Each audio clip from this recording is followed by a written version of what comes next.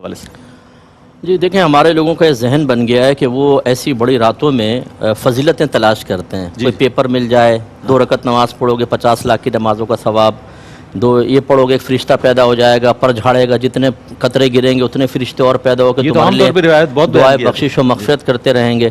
تو یہ چیزیں فضیلت کی تلاش کوئی منع نہیں ہے، تو مستند ذرائع سے اس کو حاصل کیا جائے یہ پھر اچھا ہوگا. لیکن سب سے پہلے انسان کو چاہیے کہ اپنے اوپر سے بوجھ اتارے، اور وہ طریقہ ہے توبہ، کیونکہ یہ راتیں بابرکت ہیں. اللہ نے لیلہ مبارکہ اس کو ارشاد فرمایا، تو اس میں پھر اس کا مطلب ہے مغفرت کے چانسز بھی زیادہ ہیں، اللہ کی رحمت جوش میں ہے. تو سب سے پہلے اپنے سابقہ گناہوں پر آدمی کامل توبہ کرے. گناہ اپنی جگہ موجود ہوں جو بعض اوقات مغفرت کے دروازے روک دیتے ہیں، ایسی روایات آپ نے سماعت فرمائی، تو انہیں آدمی ختم نہیں کرنا چاہتا فضیلت کا حصول. بالکل ایسے جیسے کینسر میں مبتلا کوئی عورت ہو لیکن کہے کہ لپسٹک تو لا کر دے دو ذرا آخری ٹائم میں، تو پھر وہ لپسٹک لگانے کا کیا فائدہ؟ کینسر کو باہر نکالو، آپریشن کرواؤ.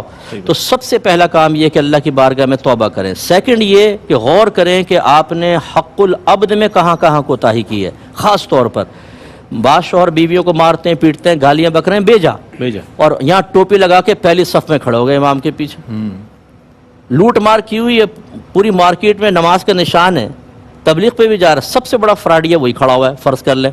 تو بھائی پہلے اللہ کی بارگاہ میں توبہ تو کرو. پہلے یہ جو لوگوں کا مال دبایا ہے وہ مال تو دو، وراثتیں دبائی ہوئی ہیں. بالکل صحیح فرمایا آپ. اور بچوں کی 2 بچوں کی انگلیاں پکڑ کے پہلی صف میں ابا آ کر بیٹھ گئے بیان سننے کے لیے. بھائی تم وہ وراثتیں تو دو اپنی بہنوں کو، اپنی پھوپھیوں کو، اپنی خالوں کو، وہ نہیں دے رہے. یہ ہمارے ہاں بہت بڑا وہ ہے قصور کہ ہم اپنے احتساب سے غافل ہو کر اور پھر ہم فضیلتوں کی تلاش میں نکل جاتے ہیں. دوسری چیز یہ کہ حق العبد کو فوراً دیں. اس طرح آپ نے کسی کو ناراض کیا، ماں باپ کو ناراض کیا ہوا ہے، آپ ان سے بدتمیزی کرتے ہیں، ان کے سینے پر چڑھ کر گفتگو کرتے ہیں، بیوی کو پیچھے کر کے ماں کے سینے پر چڑھ کے آنکھوں میں آنکھیں ڈال کے اس کی کمزوری کا احساس آپ دلاتے ہیں، اور آپ آ گئے مسجد کے اندر اس رات کے اندر کہ شاید اللہ مجھے رحمت ڈھانپ لے گی. نہیں ڈھانپے گی جب تک والدہ راضی نہیں ہوں گی. ایک حدیث میں سرکار نے فرمایا ماں ناراض ہو تو جیسے بھی اس کو راضی کرو، ورنہ اللہ تعالیٰ نہ اس کا فرض قبول کرے گا نہ نفل قبول کرے گا. ان چیزوں پہ ہماری توجہ کیوں نہیں ہوتی؟ اس کے بعد جو ہے پھر جو ہے وہ فضیلتوں کا حصول ہے. اس میں پھر آپ نعتیہ محافل میں بیٹھیں، علماء کے بیانات سنیں، اس طرح کے پروگرام سنیں، قرآن پاک کی تلاوت کریں، درود پاک پڑھیں، تنوع کے ساتھ عبادات کو اختیار کریں، مختلف اقسام کی، تاکہ نفس کسی ایک عبادت کے اختیار سے بوریت محسوس نہ کرے، کوفت کا شکار نہ ہو جائے. جتنی خوش دلی سے عبادت ہوگی اتنا بہتر ہے.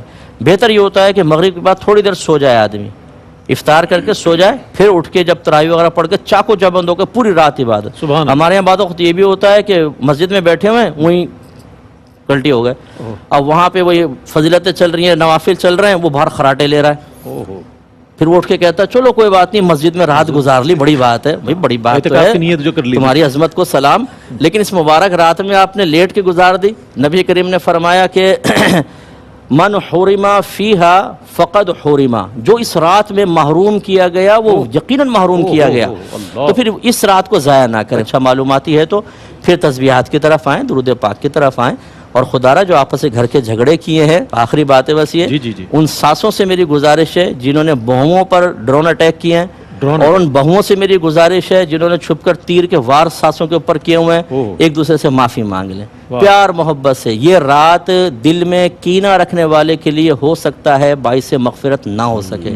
دلوں سے کینہ نکال دیں، پیار محبت کا ماحول بنائیں، انشاءاللہ مغفرت ہمارے قدم چومے گی انشاءاللہ. بہت خوب.